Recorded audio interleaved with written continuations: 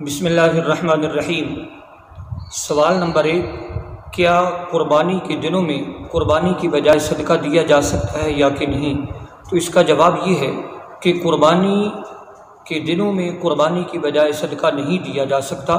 اس کی وجہ یہ ہے کہ جس طرح نماز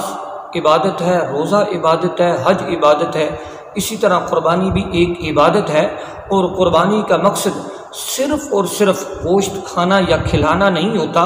بلکہ ایک شرعی حکم کی تعمیر اور سنت ابراہیمی کی یاد کو تازہ کرنا ہوتا ہے۔ اور حضور نبی کریم صلی اللہ تعالیٰ علیہ وآلہ وسلم نے خود فرمایا کہ قربانی کے دن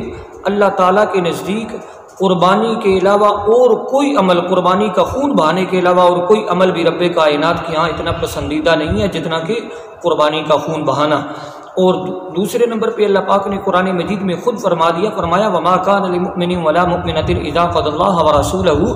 امرا ان يكون لهم الخيرة من امرهم، کہ نہ کسی مسلمان مرد اور نہ کسی مسلمان عورت کو یہ حق پہنچتا ہے کہ جب اللہ اور اللہ تعالیٰ کے رسول کا حکم کوئی انہیں پہنچ جائے تو انہیں اپنے معاملے میں کچھ اختیار نہیں رہتا۔ تو یہ چیز ثابت کرتی ہے کہ جب اللہ اور اللہ کے رسول کا حکم آ گیا کہ صاحب نصاب کے اوپر قربانی واجب ہے، تو پھر اس کو قربانی کی بجائے صدقہ نہیں دینا چاہیے۔ دوسرے نمبر پہ سوال یہ ہے کہ کیا قرض لے کر قربانی کی جا سکتی ہے یا کہ نہیں؟ تو اس کا جواب یہ ہے کہ قرض لے کر قربانی اس شخص کے لیے ضروری ہے جو کہ صاحب نصاب ہو، اس کے لیے جس کے اوپر قربانی واجب ہے، اس کے لیے قرض لے کر قربانی کرنا ضروری ہے۔ ہاں، اگر کسی کے اوپر قربانی واجب نہیں ہے تو اس کے لیے یہ ضروری نہیں ہے کہ وہ قرض لے کر قربانی کرے۔ اور تیسرے نمبر پہ سوال کہ قربانی کی قضاء کا حکم کیا ہے؟ مثلا ایک شخص نے پچھلے کئی سال سے وہ صاحب نصاب تھا لیکن اس نے قربانی نہیں کی، تو اب وہ چاہتا ہے کہ میں اپنی طرف سے قربانی ادا کروں، تو وہ کیا کرے گا؟ اس کو یہ کرنا چاہیے کہ جتنے سال بھی اندازاً اس نے قربانی نہیں کی تو ایک درمیانے درجے کا بکرا یا بکری یا بکرا یا بکری کی قیمت غرباء مساکین میں صدقہ کر دے، اس کی طرف سے قربانی جو ہے وہ ساقط ہو جائے گی۔ اب ایک اور سوال کہ کیا زندہ یا مردہ کی طرف سے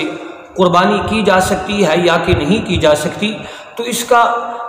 جواب یہ ہے کہ بالکل قربانی کی جا سکتی ہے، لیکن اس کا طریقہ یہ ہے کہ ہر ایک کا حصہ جو ہے وہ علیحدہ ہوگا۔ یہ نہیں ہو سکتا کہ ایک حصہ میں کئی افراد جو ہے وہ شامل ہو جائیں، بلکہ ہر ایک فرد کا علیحدہ حصہ ہوگا۔ ہاں، یہ ہو سکتا ہے کہ ایک بندہ اپنی طرف سے قربانی کر کے اس کا ثواب بہت سے لوگوں کو پہنچا دے، یہ ہو سکتا ہے، کیونکہ اس وجہ سے کہ نبی کریم صلی اللہ تعالیٰ علیہ وآلہ وسلم نے خود بھی قربانی فرمائی اور اس کا ثواب اپنی پوری امت کو جو ہے وہ پیش کیا۔ تو قربانی کا جانور، آگے سوال یہ ہے کہ کیا قربانی کا جانور خریدنے کے بعد مر جائے تو پھر کیا حکم ہے؟ تو قربانی کا جانور اگر خریدنے کے بعد مر جائے تو اگر وہ قربانی کرنے والا شخص صاحب نصاب ہے جس پر قربانی واجب ہے، تو اس کا جانور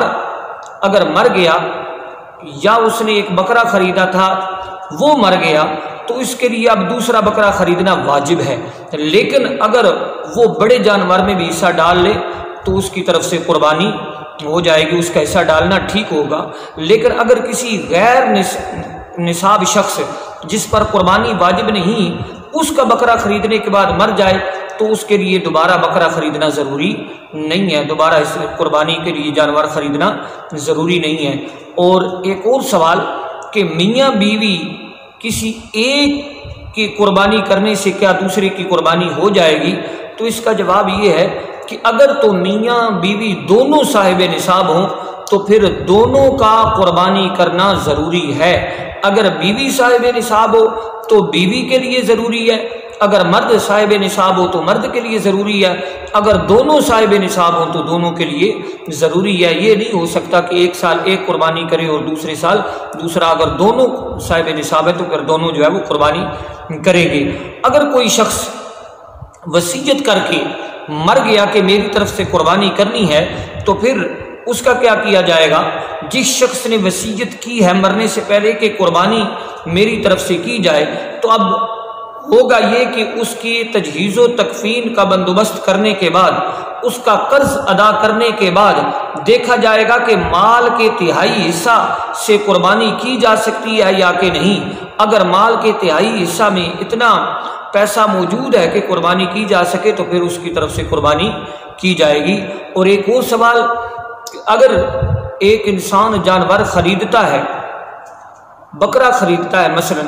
تو اب اس کا ارادہ ہے کہ میں بڑے جانور میں حصہ ڈالوں یا اور جانور تبدیل کر لوں، تو اب اس کو کیا کرنا چاہیے؟ اب اس کو یہ کرنا چاہیے کہ اگر تو وہ بڑے جانور میں حصہ ڈال رہا ہے یا اس کے جانور کوئی متبادل لے رہا ہے، تو اس کے لیے ضروری ہے کہ اگر تو وہ جو جانور اس نے پہلے رکھا ہوا تھا اس کی قیمت زیادہ ہے،